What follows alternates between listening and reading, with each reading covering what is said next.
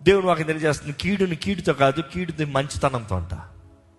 కీడుని కీడుతో ఎదిరించకూడదంట. Overcome evil by doing good. దేవుని ఆత్మ ద్వారా ఫలిస్తాం అనేటప్పుడు దేవుని ఆత్మ మనల్ని ప్రేరేపిస్తూ ఉంటుంది. ఇదిగో వారు చేసింది కీడు, వారు మాట్లాడింది కీడు, వారు తలంచింది కీడు, వారు నీ పట్ల జరిగించింది కీడు, కానీ కీడుకి ప్రతిస్పందనగా కీడు చేయొద్దు, మేలు చేయి. In other words Bible says do good or do nothing. ఒకటి మేలు చేయి, లేకపోతే ఏం చేయొద్దు, కీడు మాత్రం చేయొద్దు. ఈరోజు చాలామంది మేలు చేస్తాం ఆపి కీడు చేస్తున్నారు. మేలు అనే పేరుతో ఇతరుల జీవితాలను తోవిపడేస్తున్నారు.